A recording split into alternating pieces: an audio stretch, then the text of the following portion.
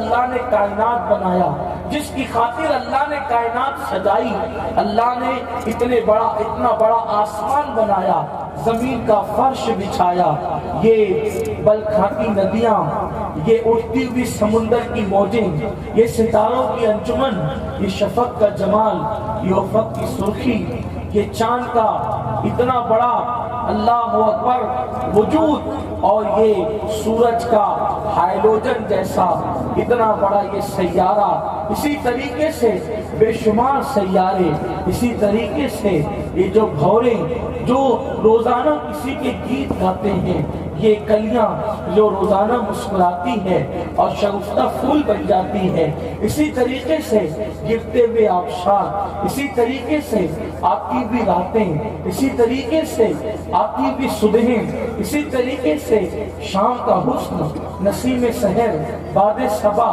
مرغ کی آواز، اس یہ کائنات کتنی خوبصورت ہے۔ اللہ تبارک و تعالیٰ نے یہ پوری کائنات جو سجائی ہے صرف محبوب کے لیے، بلکہ فرما دیا پیارے اگر تجھے پیدا کرنا مقصود نہ ہوتا، نہ زمین پیدا کرتے، نہ آسمان پیدا کرتے، نہ چاند و سورج پیدا کرتے، نہ کسی اور کو پیدا کرتے، نہ انبیاء کی نبوت ہوتی، نہ رسولوں کی رسالت ہوتی، نہ ولیوں کی ولایت ہوتی، نہ کسی کا وجود ہوتا، یہاں تک کہہ دیا اس واجب الوجود نے پیارے اگر تجھے پیدا کرنا مقصود نہ ہوتا تو ہم اپنی ربوبیت کا اظہار بھی نہ کرتے۔ اللہ اکبر، تو ساری کائنات کو ان کے لیے سجایا، پوری کائنات کو ان کے لیے بنایا۔ میرے امام کہتے ہیں وہ جو نہ تھے تو کچھ نہ تھا، وہ جو نہ ہو تو کچھ نہ ہو، جان ہے وہ جہان کی، جان ہے تو جہان ہے۔ میرے پیارے آقا صلی اللہ علیہ وسلم کے دیوانوں، پوری کائنات ان کے لیے بنائی، مگر جس کے لیے پوری کائنات بنائی ان کے آنے کا مقصد کیا ہے، وہ زمین پر کیوں تشریف لائے، ان کی آمد کا مقصد کیا ہے، حضور کی میلاد کا مقصد کیا ہے۔ میرے پیارے آقا صلی اللہ علیہ وسلم کے دیوانوں، انسان کہیں سفر کرتا ہے، انسان کہیں جاتا ہے تو کسی مقصد کے لیے جاتا ہے، اس کے جانے کا کوئی مقصد ہوتا ہے۔ جیسے آپ نے یہ محفل سجائی، اس محفل کا کوئی مقصد ہے، اسی طریقے سے آپ آئے، آپ کے آنے کا بھی ایک مقصد ہے۔ ہمارے علماء کرام تشریف لائے، ان کے آنے کا بھی ایک مقصد ہے۔ اس محفل سے فقیر آخر ہوا، اس کا بھی ایک مقصد ہے۔ سب کے مقاصد ہے، بغیر مقصد کوئی کہیں نہیں جاتا۔ تو وہ آقا کریم صلی اللہ علیہ وسلم جن کے صدقے انبیاء کی نبوتیں ہیں، رسولوں کی رسالتیں ہیں، جس کے دم قدم سے کائنات کی باد و بہار ہے، وہ اس زمین پر کیوں تشریف لائے، ان کے آنے کا مقصد کیا تھا۔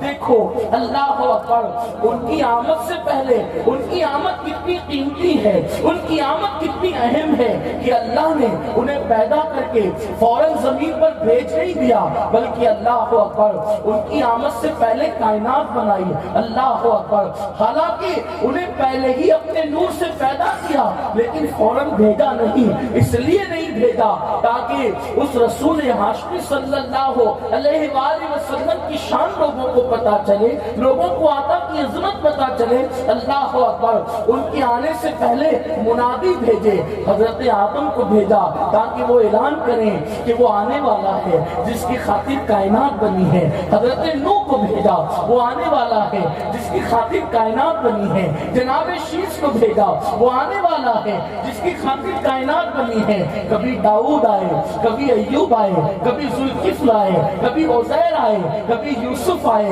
کبھی ابراہیم آئے، کبھی اسماعیل آئے، کبھی موسیٰ آئے، کبھی عیسیٰ آئے علیہ الصلوۃ والتسلیم۔ اللہ اکبر، یہ سب آتے رہے اور آ کر کے اس رسول ہاشمی کا خطبہ پڑھتے رہے۔ سرکار مفتی اعظم کہتے ہیں رسول انہی کا تو مجدہ سنانے آئے ہیں، رسول انہی کا تو مجدہ سنانے آئے ہیں، انہی کے آنے کی دھومیں مچانے آئے ہیں۔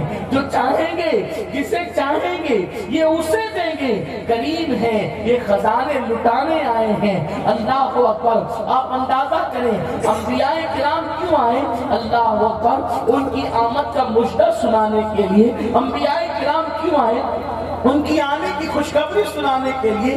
کائنات منتظر تھی کہ وہ کون ہے جس کا اعلان حضرت آدم کر رہے ہیں، وہ کون ہے جس کا آدم جناب موسیٰ کر رہے ہیں، وہ کون ہے جس دے رہے ہیں؟ وہ کون ہے جس کی خبر جناب داؤد دے رہے ہیں؟ اتنے بڑے بڑے جس کی آمد کا خطبہ پڑھ رہے ہیں، آخر وہ کون ہے؟ اس کی شان کیا ہے؟ لیکن اللہ اکبر، اس آنے والے کی شان کا اندازہ اس بات سے لگاؤ کہ جس کی آمد کا اعلان اللہ کے انبیاء کر رہے ہوں، اللہ کے رسول کر رہے ہوں۔ اللہ اکبر، کائنات منتظر تھی، وہ کون ہے جس کی آمد کے اتنے چرچے ہو رہے ہیں؟ لیکن اللہ اکبر، جس کو آنا تھا اس کے آنے کا مقصد کیا تھا؟ وہ روئے زمین پر کیوں تشریف لائے؟ بڑی معذرت کے ساتھ کچھ لوگ ہیں جو میلاد کا انکار ہی کر بیٹھے۔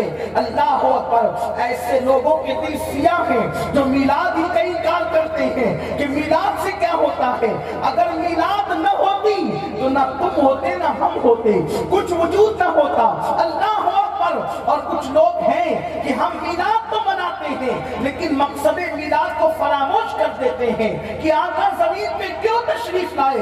حضور کی آمد کے مقصد کو قرآن یوں بیان کرتا ہے، اب اس کو محسوس کریں، اس کا اندازہ کریں۔ حضور کی آمد کے مقصد کو قرآن یوں بیان کرتا ہے، هو الذی ارسل رسولہ بالہدی ودین الحق